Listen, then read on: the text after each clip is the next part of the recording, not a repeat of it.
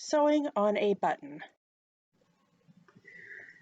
Today I'm going to demonstrate a quick and easy way to sew on a button. The first thing I need is a button and whatever I'm going to sew the button on. I need a marking pen, a pair of snips, and thread, preferably thread that matches your button. I'm not going to use that today, so we can easily see the button. And then I need a needle. The first thing we're going to do is we're going to cut a piece of thread that is about maybe 18 inches long.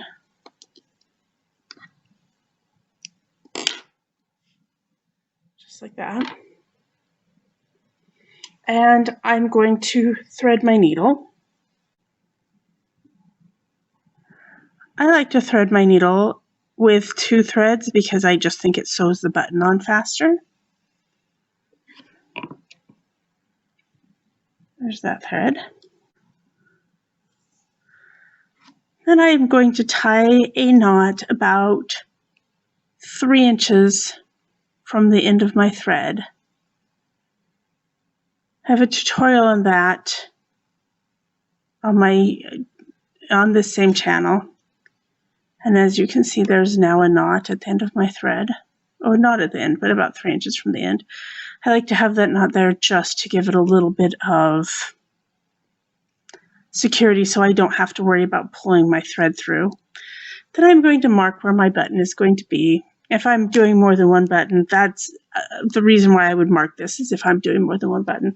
If I have buttonholes, I lay that buttonhole across there and just mark straight through that buttonhole at the end of that buttonhole because that's where your button will probably reside. But but if you're just doing decorative buttons, I would just mark where my buttons go so that I know that I like their placement. We are sewing on a button that holds holes instead of a shaft because this method is for that variety of button. There are other methods for shaft buttons. Now that I've got my fabric marked and my button and my thread tied with a knot 3 inches from the end, I'm going to fold my fabric over so that is right at the edge of the fabric, just like that. Then I'm going to put my needle through my fabric. I want you to see can you see that? I want you to see that I've gone through all the layers of my fabric right at that fold. Just like that, see? Let's see if I can get this in focus right. And that leaves this tail end, because I have a knot there, and my thread. Now I'm going to put my button so that the button covers, the button is halfway, the fold, I'm going to show you on the back. The fold is halfway up the button. So I have one hole that isn't covered by the fold. And then I have another hole that is covered by the fold. And I like to sew very close to the center of my holes because that's where your thread is going to lay, and you get a tie to your button if you do that. So now I'm going to bring my needle up through that hole that isn't covered by fabric. And then I'm going to go down right through the fold of through the bottom buttonhole and tight through that fold again.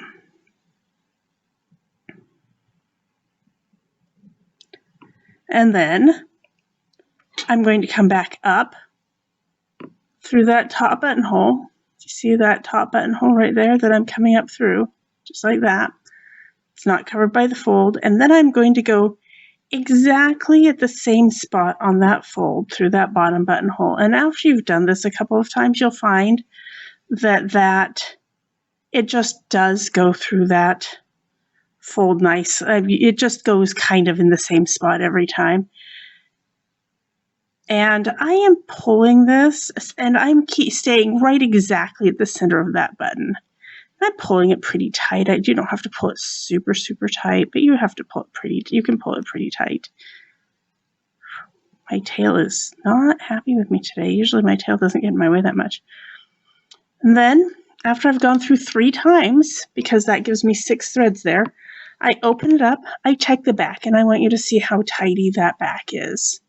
Do you see how tidy that back is? Part of the nice thing about the way this buttonhole does is it just makes a very tidy back. Then I am going to take the end of my thread, my thread, the end that's my short end, and I'm going to tie this like it's that first knot of your shoe, that granny knot on your shoe. But I go through twice. You don't have to, but I like my buttons to be nice and secure. And then I'm going to do that one more time, making a square knot, just like that. Then I'm tying that knot there, and the end of this is going to end up underneath your button.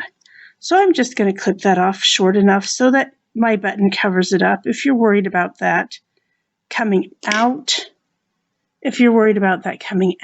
you can put a little drip of Fray Check, but it's not going to come out. I have never had that problem. 2 of the 4 buttonholes have been taken care of, and I have this nice tidy back. Now I'm going to fold this. To do the other set, I'm going to fold this fabric, and I'm going to fold it right at the stitching. You can see the stitching pretty well here. So I'm just folding it the other direction right at that stitching. I'm going to take my thread, and I need a knot about right here on my thread.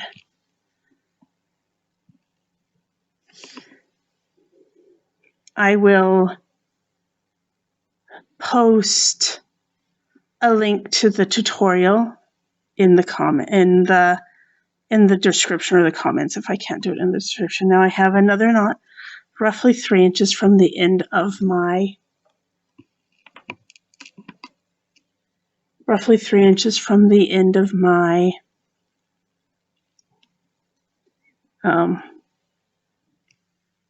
from the end of the tail. And as you can see, that's where my needle is. Now, again, I'm going to fold my fabric over, and I want you to see that fabric is covering the bottom unused hole, but it's not covering the top of that unused hole. The hardest thing about the second set of holes is the very first stitch you take cannot be through the hole. So I'm just taking a stitch through that fold right here under my button, right exactly where I want my thread to go through that fold. Then I'm going to hold my button once again so that I have a hole that's empty at the top, and I am sewing through the fold at the bottom. And I like to sew right next to the inside edge of the hole.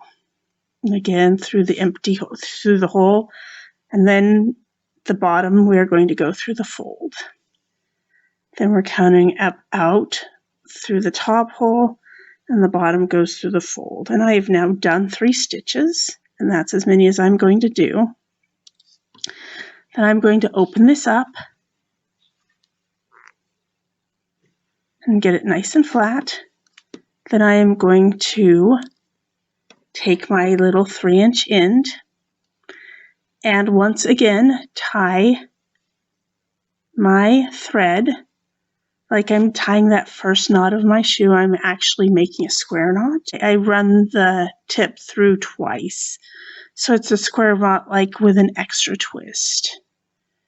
I'm going to do it again on the other side. So you do that twice to tie off your thread.